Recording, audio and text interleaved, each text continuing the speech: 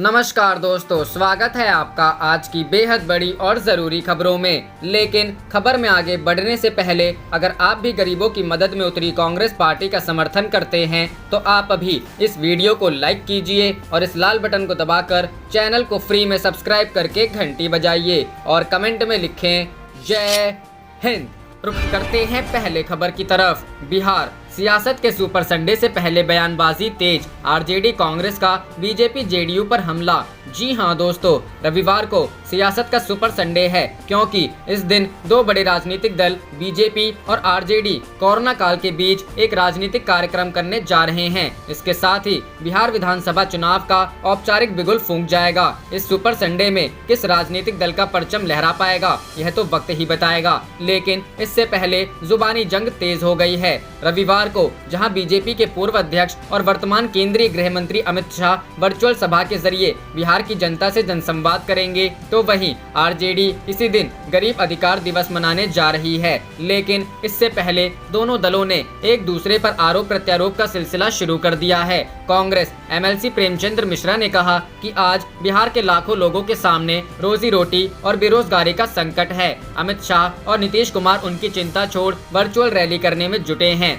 NDA नेताओं को ये बताना पड़ेगा कि आखिर इन मजदूरों को रोजी रोटी के लिए क्यों बाहर जाना पड़ा। 15 सालों से आपका शासन है, बिहार को ना तो क्वालिटी एजुकेशन मिली, न उद्योग धंधा लगा, न रोजगार मिला। जेडीयू प्रवक्ता निखिल मंडल ने कहा कि नीतीश कुमार काम करते हैं, वह वीडियो कॉन्फ्रेंसिंग के जरिए लोगों की समस्या के समाधान में जुटे हैं। वहीं तेजस्वी यादव गरीब दिवस मना रहे हैं। ये कैसे गरीब है जो 46 एसी में रहते हैं, मिनरल वाटर से हाथ धोते हैं, चार्टर प्लेन में जन्मदिन मनाते हैं, अरमानी के कपड़े पहनते हैं। ये कैसा मजाक है। रुख करते हैं अगली खबर की तरफ। हिरासत में लिए गए दिल्ली बीजेपी अध्यक्ष आदेश गुप्ता कर रहे थे विरोध प्रदर्शन। जी हां दोस्तों, दिल्ली में कोरोना से निपटने में केजरीवाल सरकार की विफलता के खिलाफ विरोध प्रदर्शन कर रहे बीजेपी प्रदेश अध्यक्ष आदेश गुप्ता समेत अन्य नेताओं को पुलिस ने हिरासत में ले लिया है। बीजेपी के नेता आज फिर से राजघाट पर सांकेतिक विरोध प्रदर्शन करने लगे थे, जहां से उनको पुलिस ने हिरासत में ले लिया है।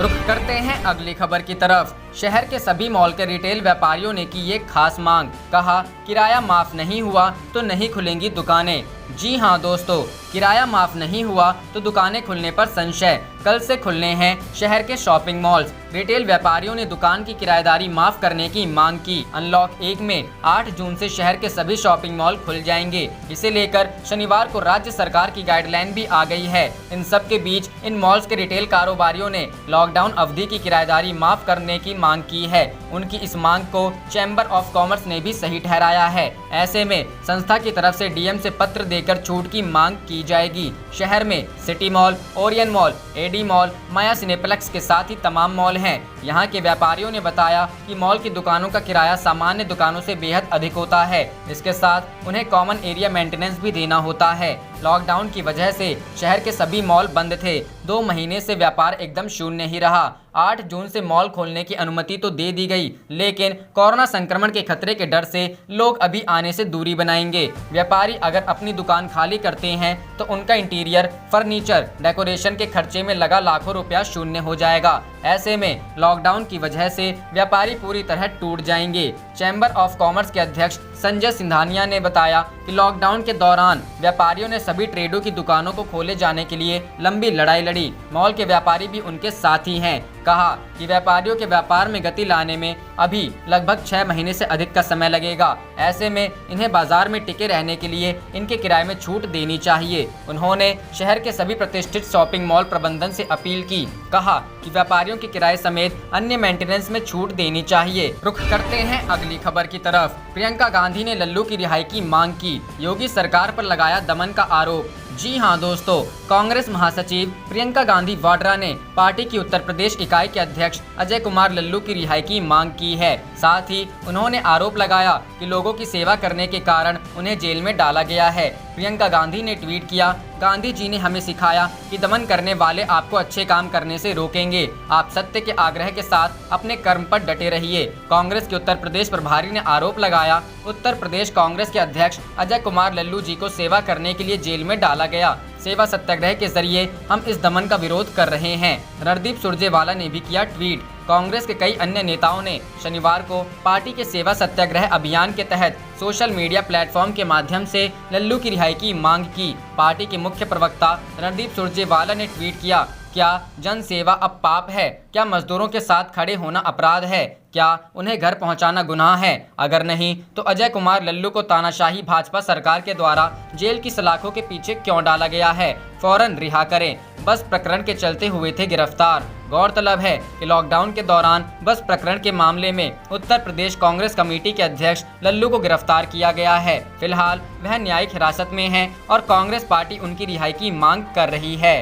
रुख करते हैं अगली खबर की तरफ। मौसम, देश के कई हिस्सों में तापमान में गिरावट, कुछ राज्यों में हुई बारिश। जी हां दोस्तों, देश के कई हिस्सों में शनिवार को वर्षा हुई, वहीं कुछ राज्यों में इस मौसम के हिसाब से अधिकतम तापमान सामान्य से कम दर्ज किया गया। मौसम विभाग ने कहा है कि अनुकूल परिस्थितियां मिलने के कारण दक्षिण पश्चिम मानसून आगे बढ़ रहा है। मौसम विभाग ने आगामी 5 दिनों के दौरान लू नहीं चलने का अनुमान व्यक्त किया है। भारतीय मौसम विभाग ने अपने दैनिक राष्ट्रीय बुलेटिन में कहा कि गन्नवरम और विजयवाड़ा में देश का सबसे अधिक तापमान 41.4 डिग्री सेल्सियस दर्ज किया गया। राष्ट्रीय राजधानी दिल्ली में अधिकतम तापमान 36.8 डिग्री सेल्सियस दर्ज किया गया, जो सामान्य से 3 डिग्री कम है। भारतीय मौसम विभाग के क्षेत्रीय पूर्वानुमान केंद्र के प्रमुख कुलदीप श्रीवास्तव ने कहा कि इस क्षेत्र में 15 जून तक लू चलने की संभावना नहीं है। उन्होंने कहा कि 10 जून तक अधिकतम तापमान में 2 से 3 डिग्री सेल्सियस की वृद्धि होगी, किंतु 40 डिग्री सेल्सियस से नीचे बने रहने की उम्मीद है। रुख करते हैं अगली खबर की तरफ। वर्चुअल रैली के ढोंग से एक्चुअल सच्चाई को छिपाना चाहती है भाजपा, तेजस्वी। जी हां दोस्तों, नेता प्रतिपक्ष तेजस्वी यादव ने कहा कि भाजपा वर्चुअल रैली के ढोंग से एक्चुअल सच्चाई को छिपाना चाहती है। किसान और मजदूर भूख, गरीबों की थाली खाली है, सरकार को इसकी चिंता नहीं है, सत्ता पाने के लिए चुनावी राजनीति में जुटी हुई है। इस असंवेदनहीनता के प्रतिकार में 7 जून को गरीबों, मजदूरों और किसानों के अधिकार के लिए थाली कटोरा बजाकर सरकार को जगाएं। नेता प्रतिपक्ष युवा राजद के पदाधिकारियों की बैठक को संबोधित कर रहे थे। वीडियो कॉन्फ्रेंसिंग के माध्यम से शनिवार को हुई इस बैठक की अध्यक्षता प्रदेश अध्यक्ष मोहम्मद कारी सोहेब ने की। तेजस्वी ने राजद कार्यालय में लगाया खुद पोस्टर। तेजस्वी यादव ने पुलिस मुख्यालय से प्रवासी मजदूरों को लेकर जारी एक चिट्ठी वाला बैनर पार्टी कार्यालय में खुद लगाया। साथ ही कहा कि इस चिट्ठी से मजदूरों के प्रति सरकार की मानसिकता का पता चलता है, कार्यकर्ता इसे हर गाँव तक पहुँचाए। राजद ने इस बैनर के माध्यम से राज्य सरकार से कई सवाल पूछे हैं। राजद ने सवाल किया कि सरकार को प्रवासी मजदूर अपराधी लुटेरा क्यों लगते हैं? सरकार श्रमिकों को रोजगार देने से इनकार क्यों कर रही है? बेरोजगार का अपमान क्यों किया जा रहा है? चिराग की स्थिति आडवाणी जैसी। बाद में पत्रकारों के एक सवाल के जवाब में तेजस्वी ने कहा कि लोजपा के राष्ट्रीय अध्यक्ष चिराग पासवान की स्थिति भाजपा के लाल कृष्ण आडवाणी जैसी हो गई है। उन्हें कोई पूछता नहीं है और जब जो मन करता है बोलते रहते हैं। रुख करते हैं अगली खबर की तरफ। मोदी सरकार 2.0 को राहुल गांधी ने बताया डीमन 2.0। कहा, लोगों एमएसएमई को कैश ट्रांसफर ना कर इकोनॉमी तबाह कर रहा केंद्र। जी हां दोस्तों, पूर्व कांग्रेस चीफ राहुल गांधी ने प्रधानमंत्री नरेंद्र मोदी के नेतृत्व वाली एनडीए 2.0 को डीमन 2.0 करार दिया है। उन्होंने केंद्र पर निशाना साधते हुए कहा कि कोरोना वायरस संकट और लॉकडाउन काल में केंद्र सरकार लोगों और सूक्ष्म, लघु एवं मध्यम उद्योग को सीधे कैश ट्रांसफर के जरिए मदद न करके देश की अर्थव्यवस्था को बुरी तरह तबाह कर रही है। यह डेमन 2.0 है। दरअसल राहुल ने शनिवार को इस बाबत ट्विटर पर एक खबर शेयर की, जिसका शीर्षक addressing pre covid issues to be crucial for India's recovery है। अंग्रेजी अखबार हिंदुस्तान टाइम्स की इस रिपोर्ट में कोरोना वायरस महामारी ने विश्व भर में 60 लाख से अधिक लोगों को संक्रमित किया। कोरोना संक्रमण से जो संकट पनपा, उसकी वजह से दुनिया भर के देशों की अर्थव्यवस्था अस्त व्यस्त हो गई। आगे खबर में यह भी सवाल उठाया गया कि आखिर इस महामारी का भारत पर क्या असर होगा। रिजर्व बैंक ऑफ इंडिया के अनुमान के हवाले से आशंका जताई गई कि मौजूदा वित्त वर्ष में देश की इकोनॉमी दब या गिर जाएगी। रुख करते हैं अगली खबर की तरफ। अखिलेश ने पूछा 20 लाख करोड़ के पैकेज में गरीबों के लिए कितना?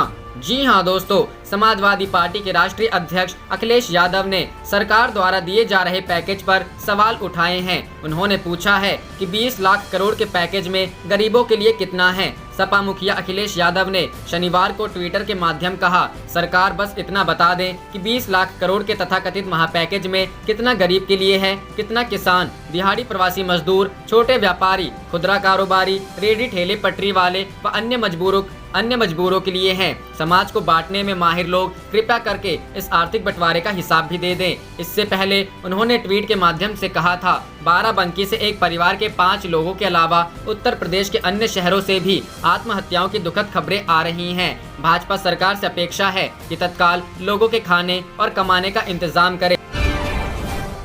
आप देख रहे थे आपका अपना चैनल जय हिंद जय भारत।